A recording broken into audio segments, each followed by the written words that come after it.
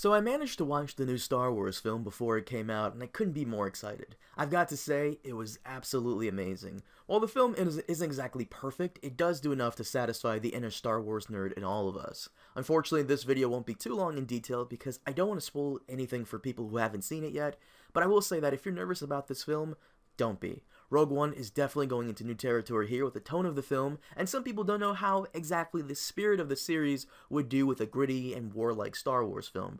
But let me assure you that if you're a fan of movies like Saving Private Ryan or Ocean's 11, then you may like this. And I know that's weird to say, but it's accurate. This film is an action-based war movie with a sprinkle of a heist film in there, and it does fit nicely.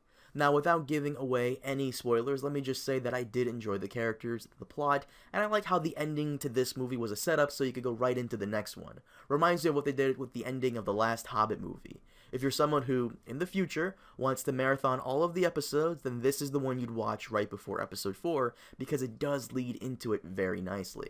But, unlike the last Hobbit movie, it doesn't strangle itself in an abundance of CGI, so if you're worried about that, don't be. The stuff we do get that does require computer animation fits in very nicely and blends in without second thought.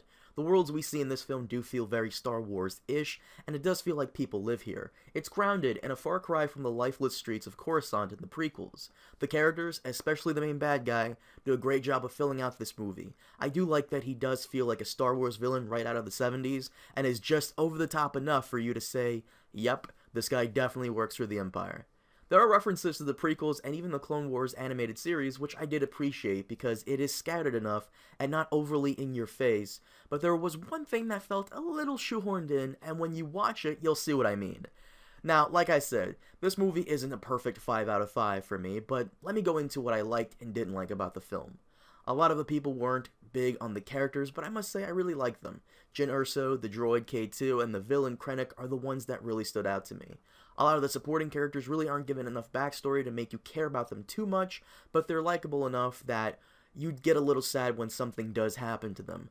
Many critics were complaining about the lack of anything new, which I understand, coming from a critic, but as an actual fan of the series, this movie is refreshing to me considering the last film was basically remaking Episode 4 with a Mary Sue lead. Many of the criticism towards this film is that nothing wowed or surprised people, which, once again, I understand, but at the same time, it's probably because it'll be hard to go out of the ordinary too much to try and wow people while also making a movie that requires a checklist. This is about the plans for the Death Star, and at the end of the day, certain things need to be placed in here so it can slide into Episode 4 without issue.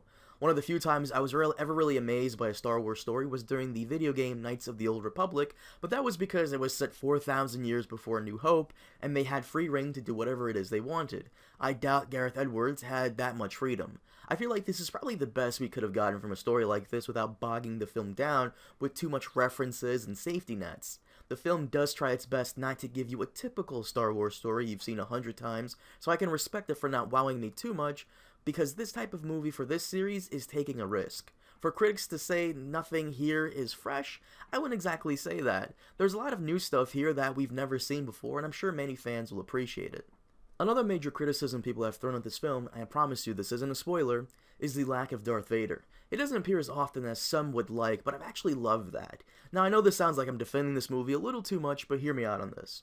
I've always hated spin-offs, comics, and even video games where Vader is giving a plethora of dialogue. To me, that is not who Vader is. He's not a chatterbox. He speaks when he needs to, and the writing for him in the original movies have always allowed his actions to do most of the talking, if that makes any sense. When I first saw Star Wars, I was always a little confused as to what Vader's role in the Empire was, and it's basically to stand there and make sure shit is running as smoothly as possible. He's an enforcer, and in the original trilogy, while he did talk, it was really intimidating when he just stood there, and you could feel that him being around made everybody uneasy. That is his role here, to put an uneasy feeling in everybody, and it works. It's not like in Suicide Squad where they just shoe him the Joker just so everybody gets hyped for the movie. Vader is in there because he needs to make sure shit gets done, and it also allows for this movie to slide in Episode 4. I know I keep saying that, but they really do a good job of making sure it fits into that time frame. But having Vader in the movie a lot would have really kept attention away from the characters who need it. I've always been a fan of the whole less is more way of portraying a character, and I think they did Vader some justice in here. Personally, I only had 2 complaints about the whole film, and one of them I can't really get into because it would be spoilers, but the other has got to be that motivations and backstories are really glossed over. I would have liked to know more about several side characters and what drives them, and I would have also liked to have learned more about their past, especially Donnie Yen's character, who really is a badass. But I find it funny how he's one of the first Asians in a Star Wars film, and they basically make him a kung fu type of character, which is nice, but at the same time, really, guys?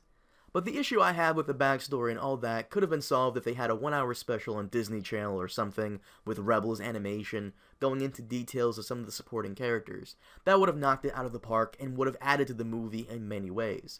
But basically, the film, in my opinion, is great. I don't want to compare it to Empire because everybody's doing that, but I will say it's definitely better than The Force Awakens. The new cast of characters and the tie-in to the original and prequel trilogy are great, and even Vader manages to pop in and kick some ass. It's a good addition to help flesh out the Star Wars mythology, and while it does leave you wanting in some places, it's not too much of an issue to spoil the enjoyment. Fans of the series will find much to like here.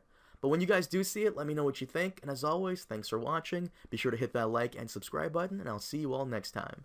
Baba Booey.